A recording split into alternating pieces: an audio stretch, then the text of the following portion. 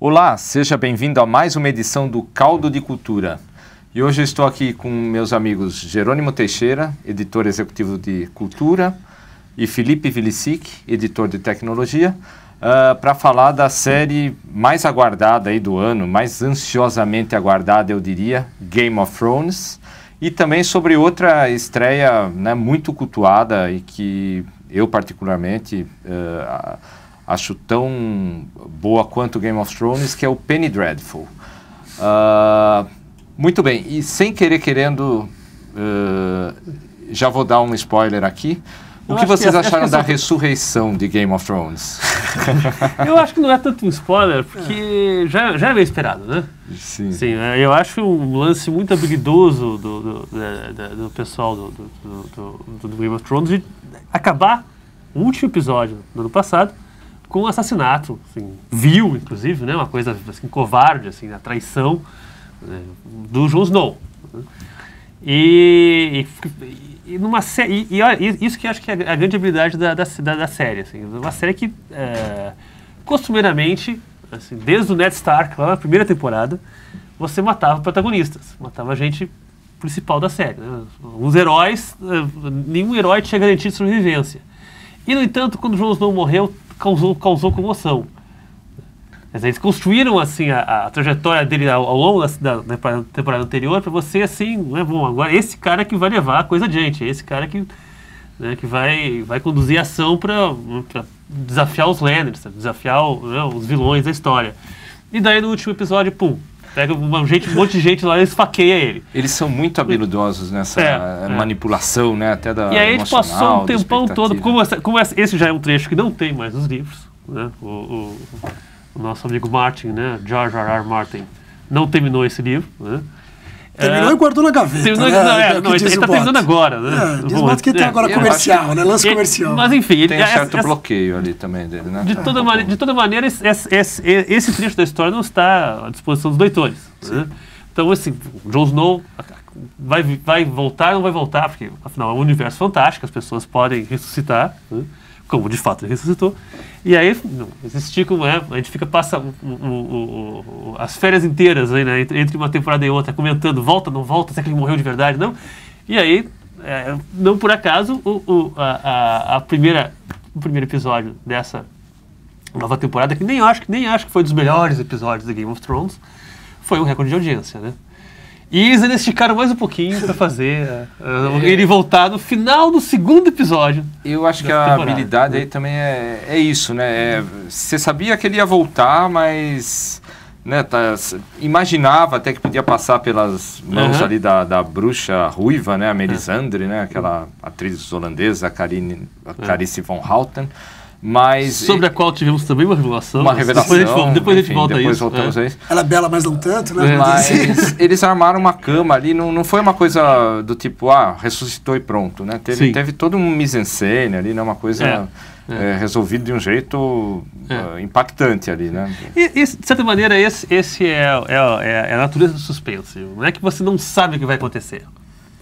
Você sabe o que vai acontecer. Mas o narrador, seja ele diretor de cinema ou um escritor de um livro de suspense, ele estica a corda, né, até o ponto dela arrebentar, quase arrebentar. Assim, agora vai ter que acontecer. Quando de fato acontece, você de alguma maneira é surpreendido, ainda que você esperasse isso o tempo todo. E Felipe, o que você achou? Você acha, parece vir aí uma semelhança com, sei lá, Jesus Cristo? Eu ia falar justamente isso, que eu tinha comentado com você um pouco antes, que eu acho que essa série, ela tem uma habilidade que, por exemplo, é comparável ao Senhor dos Anéis ou ao Star Wars, de criar um encanto do leitor, do espectador, com temas com quais ele já está acostumado, que é a religião, a fantasia. E no Game of Thrones, assim como no Penny Dreadful, eles conseguem fazer um realismo fantástico ainda. Então eles pegam a realidade com que a gente está acostumado, as maldades, né? A maneira crua como a gente tem que enfrentar o mundo, a questão do Messias, a questão da vida após a morte. Eles enfiam isso tudo nesse bolo. E eu acho que é por isso que a gente ama tanto o Jon Snow. Acho que é por isso que causou comoção. Porque não é por acaso que a narrativa dele é muito parecida com a de Jesus ou de outros Messias. Então, é um cara que sofre, é tido como bastardo, apanha, tem uma honra inabalável. Aí quando chega na hora que ele morre cruelmente, ou seja, ele tem aquelas chagas de Cristo, né? Por traição. Tem um pouco de Júlio César também, né? Júlio César, sendo apunhalado, né? Repetidas vezes. Míticas, né? Os dois são... E ainda tem um menino que era, digamos assim, quase um pupilo dele, assim, que tá lá participando, era chocante. O Judas dele. É o Judas dele. Eles fazem uma amálgama, né, de coisas, acho que a comparação mitos, que você faz aí com Star Wars é muito pertinente, porque é o tipo de série que conseguiu, assim como Star Wars, né, no cinema, o Game of Thrones, nos livros do Martin, mas sobretudo na série da televisão, que já avançou, como eu disse, além dos livros, ela criou uma espécie de mitologia pop. Né? Ela tira elementos daqui e dali, assim, né? Você até fica se perguntando se é tão intencional, assim, essa coisa de ter um cara lá com sendo lavado, uma espécie de mortalha, etc. Mas se você pensar bem, agora é a Maria Madalena, né? Lavando Cristo. É a Maria Madalena lavando Cristo. É pop mais real. Traz para o que a gente conhece no nosso mundo, né? Então, se você naturalmente tem uma admiração por uma figura como Jesus ou por um Messias, uma coisa que a gente tem naturalmente, né, dentro de nós. É natural que você goste do Jon Snow. E o Jon Snow voltando, e o que me chamou a atenção também, não sei se vocês chegaram a ver o trailer do próximo episódio, que falam pra ele, todo mundo te vê como um Deus. Sim. Então imagina esse cara com essa honra enorme que ele tem, uma certa humildade que ele sempre teve também, e ele volta como se fosse um Deus, um Messias, que tem que resolver um grande problema no mundo. E aí tem mais uma coisa, que é qual é o futuro disso quando descobrirem, né, se a teoria dos fãs sobre ele está correta ou não. Olha, spoiler. É um spoiler, mas é uma teoria. Não, é uma especulação. Especula-se, aqui não é spoiler, especula-se que ele pode ser, assim, sendo direto herdeiro do trono.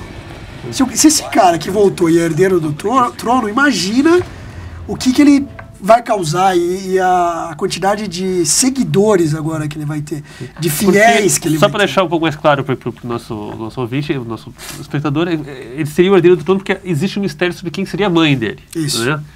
Então, assim, a teoria é que essa mãe misteriosa até aqui, né, que Ned Stark, na primeira temporada, diz, um dia eu vou te falar sobre sua mãe, e daí em seguida, Ned Stark, mas enfim, no final da temporada, o Ned Stark é decapitado. Isso. E tudo indica que a mãe do Ned Stark seria uma pessoa que, vamos dizer, que não iria pra cama com o Ned Stark. A mãe do Jon Snow seria uma pessoa que não iria pra cama com o Ned. Seria a irmã então existe o mistério seria a irmã dele. Então seria um mistério tanto do pai quanto da mãe. Sim. E o pai seria um ex-rei, né? E a mãe seria a irmã do... Né? Isso, seria o Rei Louco, né? Seria a irmã do Ned. E por que parece que isso vai se resolver no próximo episódio? Quando você pega o trailer, tem uma cena que remete ao passado do Game of Thrones, remete ao momento em que o Jaime Lannister vai matar o Rei Louco. Sim. E quem poderia ver isso, né? Quem poderia ver o passado? Justamente o irmão do Jon Snow, que está sendo treinado para ser um feiticeiro, ou algo similar. E que tinha desaparecido lá na temporada anterior. Isso, o menino paraplégico. Está ressurgindo. É tudo muito intrincado, mas isso é outra característica, enfim, de mitologias pop, né? Que as pessoas, né, os fãs começam a ter teorias, né, às vezes pertinentes, às vezes muito doidas. Né? Mas em resumo dessa teoria, Jon Snow seria irmão da Dragonette, da Daenerys Targaryen. Isso vai ser muito legal, porque numa série que as mulheres são tão poderosas, né? Porque é uma série que dá poder a pessoas que usualmente não têm poder. Então, é um anão, mulheres muito poderosas, é muito moderno, o anão representado aqui. O filho bastardo. O Tyrion, o filho bastardo. A cavaleira mais poderosa, uma mulher, Brienne, que consegue derrotar todos no reino. Então... o filho bastardo. Então, quando esses mundos se encontrarem, como é que, aí é uma dúvida minha, como é que o escritor vai resolver isso, né? Quem vai vencer essa? Daenerys ou Jon Snow? Seria um pouco contra a série colocar o Snow como rei, né? Seria mais sério, mais de acordo com a linha que ele está tomando, colocar uma mulher lá. Isso é uma coisa assim, que o nome da série indica, né? Tem um jogo em torno dos tronos, né? Quem vai levar o trono de ferro? Né? Aliás, eu sentei no Trono de Ferro. É verdade, eu visitei os estúdios em Belfast O Trono de Ferro não é de ferro, é de polietileno, sei lá o que, é uma coisa plástica. Só pra constar inveja, hein? Inveja aqui. Jerônimo e, se não me engano, Rainha Elizabeth II. Não, a Elizabeth, não, a Elizabeth foi sábia, imagina a rainha sentada no trono. No Trono de Ferro. No trono onde já sentou psicopatas e, né? Ia pegar muito mal uma rainha de verdade, sentaria. Eu que sou plebeu, posso. Mas enfim, tem a disputa pelo trono. E é curioso, assim, que eles apresentaram... Tem um elenco de candidatos, talvez, né? Que podem dividir a torcida dos espectadores. Né? Então, quem você desejaria ver no Trono de Ferro, né? Eu acho que o melhor seria o Tyrion. O Tyrion? Eu acho que o Tyrion... O Tyrion tem um problema da Ele tem um certo cinismo, é verdade, né? Ele começa como um vilão e tal, mas eu acho que ele é um cara que tem assim, ele é um cara que entende do realpolitik. Eu acho que é o menos certinho também, né? Seria a opção mais ousada. Mas pelas leis ele não pode, né? É que tá, ele pode ser o braço direito, que é o que ele tá sendo agora. O braço direito da Daenerys, o braço direito... Até aí, enfim, tem essas soluções ginásticas... E essas leis de Game of Thrones... Variam muito. Variam muito, né? O que eu ia falar, a gente falou de um bastardo, o grande bastardo aí, mas tem um outro bastardo também que está causando aí, digamos. Pra mim, minhas sequências favoritas nesses dois primeiros episódios foram dele. O Ramsay Bolton, que agora é o Lord Bolton. Agora é o Lord Bolton, Vocês querem contar um pouco mais aí do Podemos dar esse spoiler? Ele é um ator galês, do País de Gales, chama Ian Rheon. Não estou certo que eu esteja pronunciando isso corretamente, porque eu não sei, né? A pronúncia celta, como seria. É, uma coisa meio... I-W-A-N, Rheon. Tá aí ele, né? E... Enfim, eu acho que essa cena, aliás, é uma cena de parricídio, né? A relação dele com o pai é uma coisa que tem que ir pro psicanalista aí, hein? Não precisa, ele já matou literalmente o pai. É verdade. Não tem mais o que o psicanalista possa fazer aqui, pô. Caramba. Mas enfim, eu acho que ele é... acho que nós não veremos, ninguém está falando que o Tyrion seria uma solução ousada, acho que nós não veremos o Bolton, agora Lord Bolton, no Trono de Ferro, né? Que seria não só uma solução ousada, mas uma solução ultrajante. Sim. Você teria de novo um psicopata no trono, né? Mas ele não tá no páreo. O pai fala uma coisa legal dele que é o Mad Dog, né? Então ele virou um Mad Dog. Ele arranjou encrenca com todo mundo também. Tanto que ele vive em todo um canil ali. Tem uma relação dele estranha com cachorros e tal. Mas enfim, ele é um psicopata típico, né? Ele é um vilão típico, né? Mas isso que eu acho que é interessante nessa série, assim, eles sempre dão, sem conceder em nada, sem recuar em nada da maldade dele, que é inequívoca, né? Eles começam a te mostrar outros aspectos, né? Essa relação dele com o pai, assim, as ambições, a ambição dele, que está começando a ficar desmesurada, que acho que certamente tudo indica que vai acabar em desgraça, né? Tá ganhando, acho que, novas nuances agora nessa temporada que eu estou achando muito interessantes. E eu acho que o ator responde muito bem a isso, né? E, incidentalmente, né, ele é ator também de uma série que faz um papel muito diferente.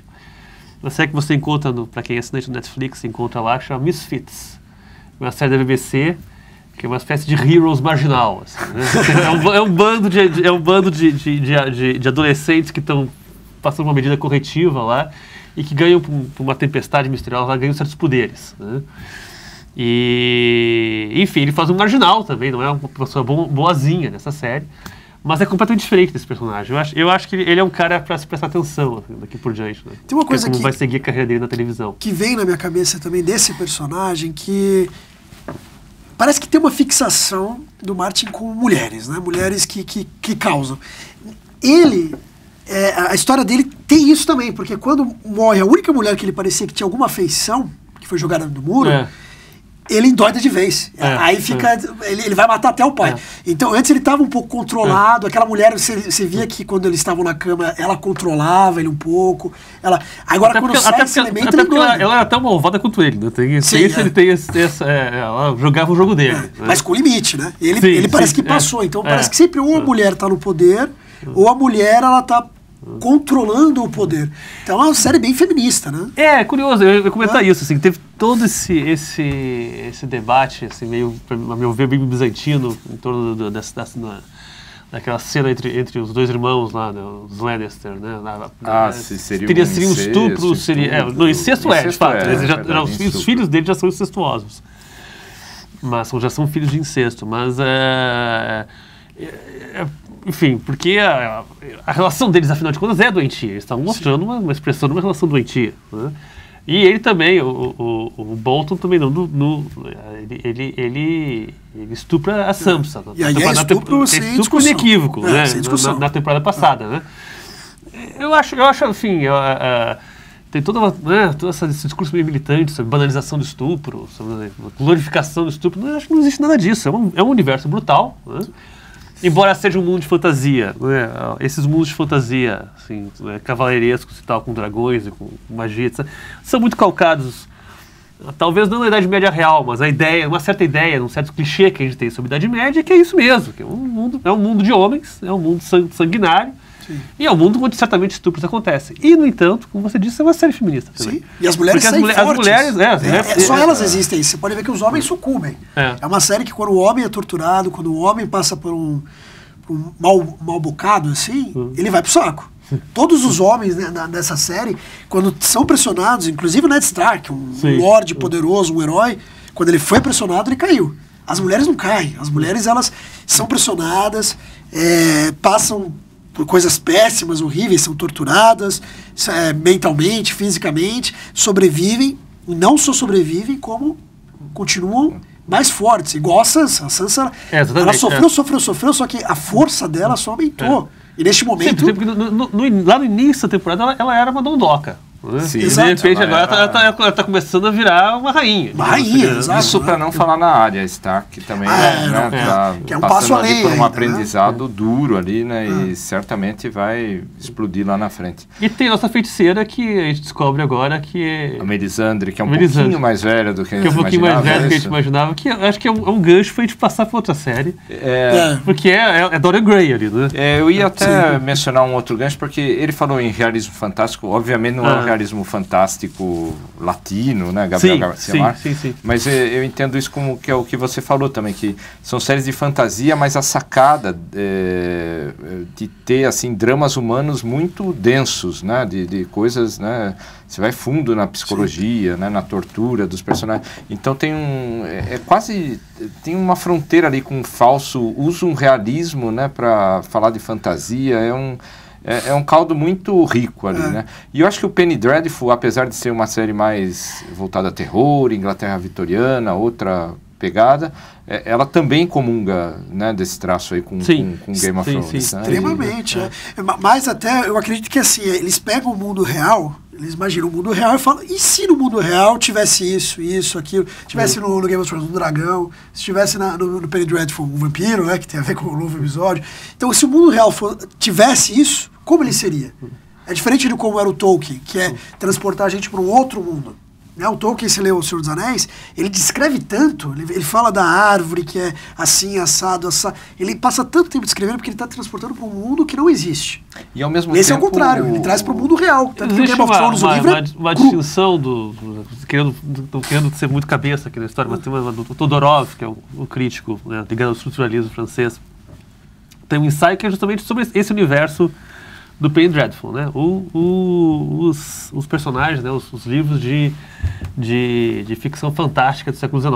Né? E ele faz uma distinção entre o maravilhoso e o fantástico. Né? O maravilhoso é justamente isso, é aquele outro mundo, né? O caso do Tolkien, né? Em que as regras que a gente conhece aqui no nosso mundo são completamente diferentes. Né? O fantástico, que é muito próprio da literatura do século XIX, que é retratada no Penny Dreadful, que a gente está vendo as cenas, é outra história. Nós temos um mundo realista, nós temos um mundo que nós conhecemos, né? Inclusive um mundo social que nós conhecemos. Né? Basicamente, agora diversificou um pouco os cenários. Mas basicamente a gente tinha Londres no século XIX, né? No final do século XIX. Mas nesse mundo realista, algum elemento escapa da realidade, algum elemento é perturbador, né? Algum elemento te causa inquietude porque ele não é explicado pelas regras ordinárias desse mundo. Né? E isso o Penny Dreadful realmente assim, é a literatura fantástica, né? E tanto que ele conjuga, né, o Frankenstein, o Dorian Gray, né? Agora nós temos, acho que não sei se são spoilers. Falar? Não vou dizer. Não. Tem mais um personagem. Mas é um personagem que está sendo cantado desde o início, desde o primeiro episódio. Digamos, é o personagem do Stevenson, pronto. Não, as pessoas já sabem. Tem outro também. Tem um outro, já tem aparecido de raspão, sim. Mas esse já estava anunciado. E aliás, que última cena, né, do episódio que aparece só a voz, você ouve só a voz você não vê e a ele. sombra. Eu fiquei muito com raiva de não ver ele. A ver a sombra que é importante dele, para esse personagem, né? sim, Quem conhece o personagem sabe que a sombra é algo que o cria, que o faz. Mas eu fiquei um pouco fulo de não vê-lo. É uma coisa do gancho, né? É o gancho. Ele quer que eu veja o próximo episódio para ver como ele se trataram. Esse personagem já foi tratado de tantas formas, né? Sim. Como um monstro. Sim. Né? Vamos revelar quem era? Já tá vivo. Como um Nosferatu, né? Ele já foi tratado como um Nosferatu. Ele suga sangue. E voa. Né? Agora, será que ele vai ser aquele cara charmoso ou vai mais pro Nosferatu, né? Ou as duas coisas, né? Ele vai se transforma, ser, né? enfim, mais um Nosferatu jovem ou um Nosferatu, né? Propriamente, né? Então, exato. Ou aquele monstro deformado, ou aquele cara... Então, isso eu acho que vai mudar muito a história. Vai mudar muito. Se ele é um demônio puro ou se ele é um cara que pode, às vezes, conquistar a noiva dele, que ele tá querendo, né? Então, pra qual lado ele vai, né?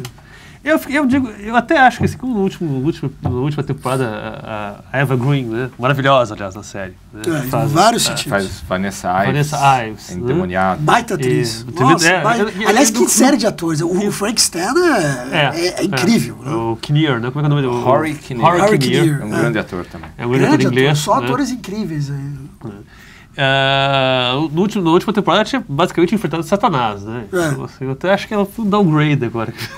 Então, eu fiquei um pouco receoso, até talvez porque eu esteja traumatizado com Walking Dead, né? Que era uma das minhas séries favoritas e que a última temporada eu não consegui assistir inteira, porque desandou a coisa de uma tal maneira. Né?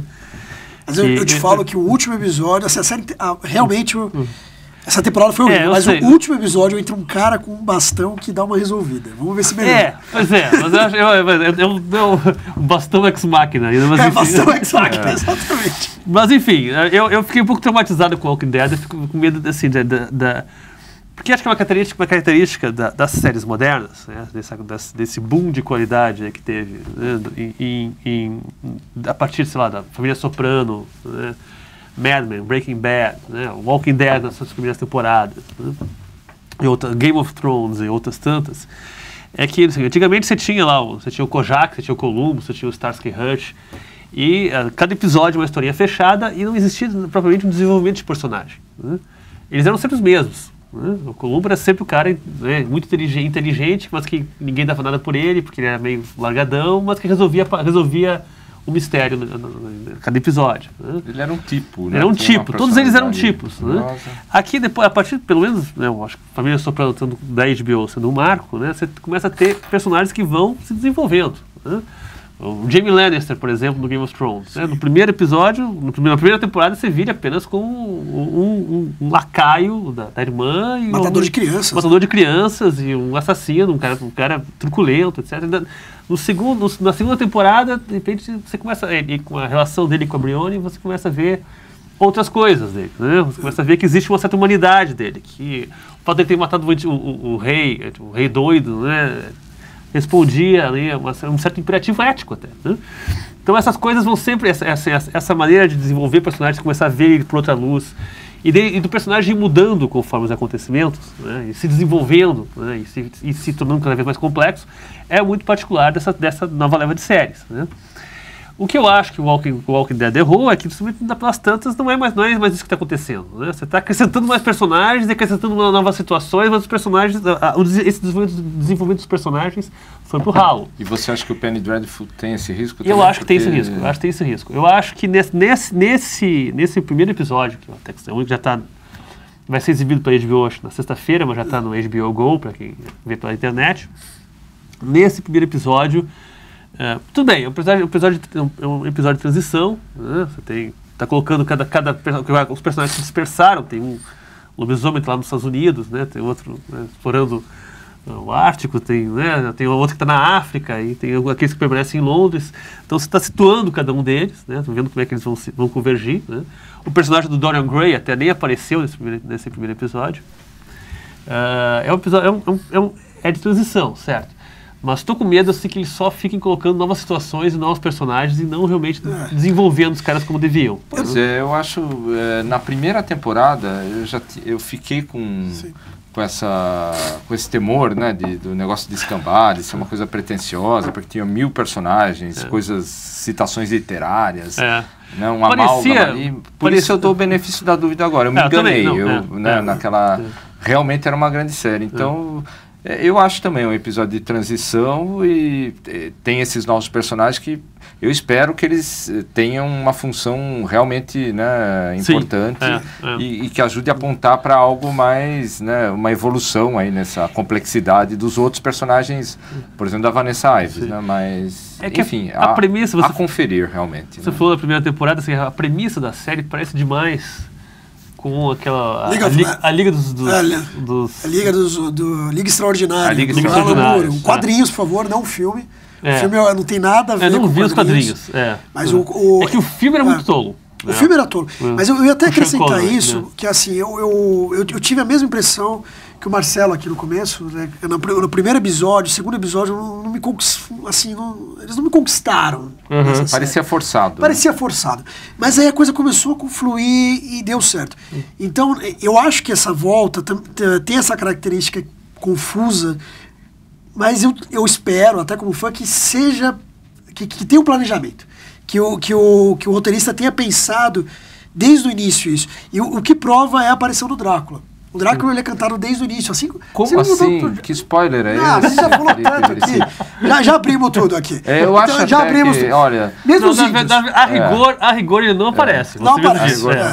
E os índios também. Os índios americanos estão sendo cantados desde o início da série. Então é uma mitologia que ele tem construído. Essa parte do americana me parece muito promissora. Assim, e fazendo um paralelo aqui com o Liga Extraordinária, eu acho que essa série, não só pelo Liga Extraordinária, mas por várias outras produções, ela chupa muito do quadrinho, especialmente no quadrinho dos anos 80. A forma de narrativa, a forma de lidar com tantos personagens. Porque quadrinhos tem o mesmo problema, o Liga Extraordinária tem esse problema. O Alan Moore é um gênio disso.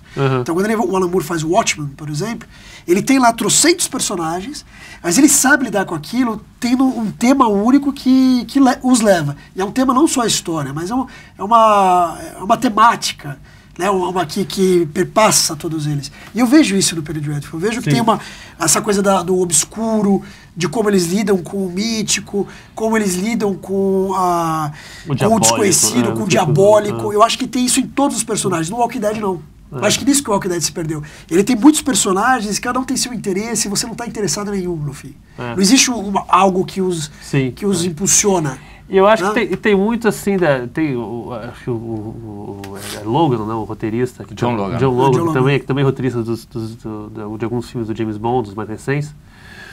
Ele é muito feliz, assim, acho que você vê que ele realmente emergiu nesse universo da Inglaterra vitoriana. Assim. Tem vários elementos, assim, que poderiam ser só decorativos, assim, né? Só para dar um certo ar. Tem assim, história natural, né?